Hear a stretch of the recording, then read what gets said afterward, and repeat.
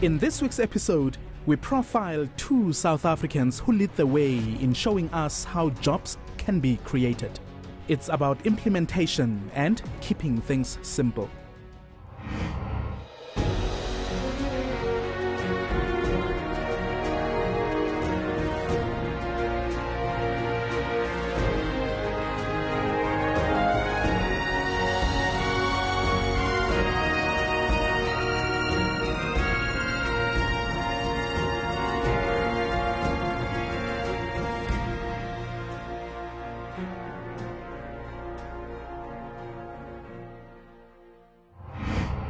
It is well known that most demonstrations against poor service delivery are carried out by young South Africans.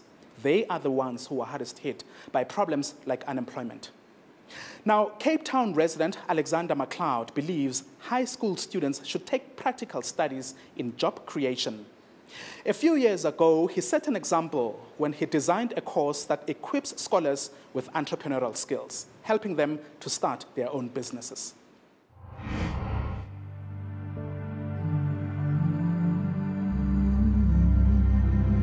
Only 4 out of every 10 people in South Africa is employed.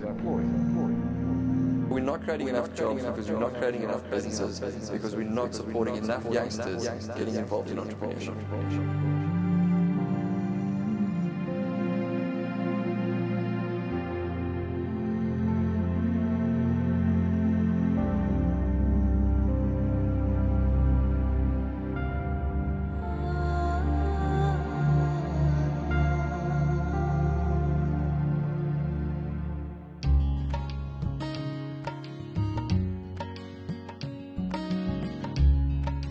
Alexander McCleod's first job was at an auditing firm.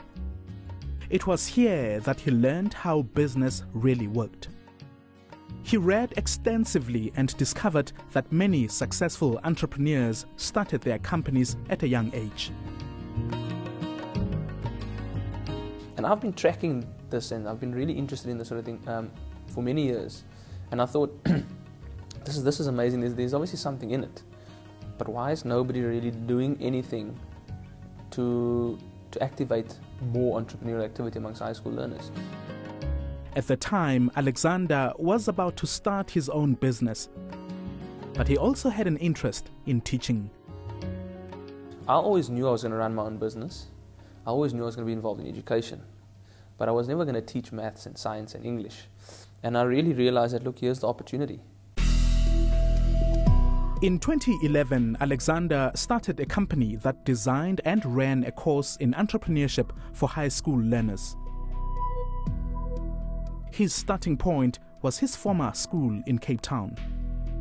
I went back to Sachs High School and I said, look, I've got this program that I've developed. Will you be willing to let me pilot it? And I was fortunate enough to say that they said yes. Alexander spoke to 20 different classes in 3 days selling his idea. The 10-month course would cost 330 Rand per learner. But he later realized many students, particularly from impoverished areas, showed interest but couldn't afford to pay. So he established a non-profit arm for his company, calling it the School Entrepreneurship Trust.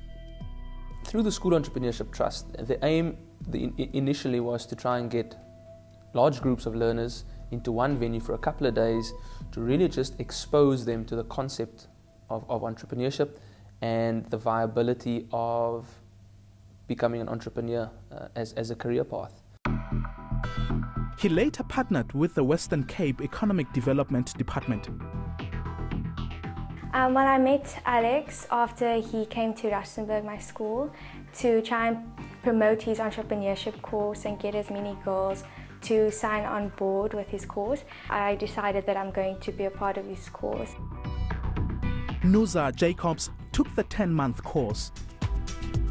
Along with dozens of others, they learned the details and logistics of starting a business. The main thing that he always emphasized was that in order to be an entrepreneur, you have to be proactive. You need to go out and just do it. You need to get it done. Barely 3 months into the program, Nusa was confident enough to try her hand in business. She started small, importing jewelry from countries like China and selling it online. I came up with the idea in June last year. It took me about a month and a half to actually find a place where I can get the jewelry and clothing imported into South Africa and research like customs and all the things that go with that. And I had a lot of obstacles. The first batch of jewelry that came in, half of it was broken. But Nusa didn't give up, and over time she became an example of exactly the kind of learner Alexander had envisioned when he started the venture. A promising business owner with job creation in mind.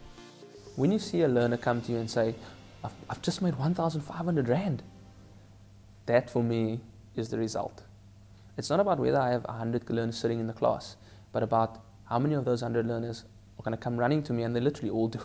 Once they've made their first buck, they come saying, I made this money. I think the younger you are, the more experience you can get at a younger age, the better. So there's nothing wrong with people going into corporate and formalized work and then stepping into the entrepreneurial frame. But there's nothing better than that confidence building at a young age and providing a landscape for our youth to start toying with the idea of sustainable, opportunity-driven entrepreneurship. Alexander's organization has grown enormously since 2011 and now teaches hundreds of students across the Western Cape. Next, he plans to franchise the concept and roll it out to the rest of South Africa. We're looking to partner with some really interesting organizations.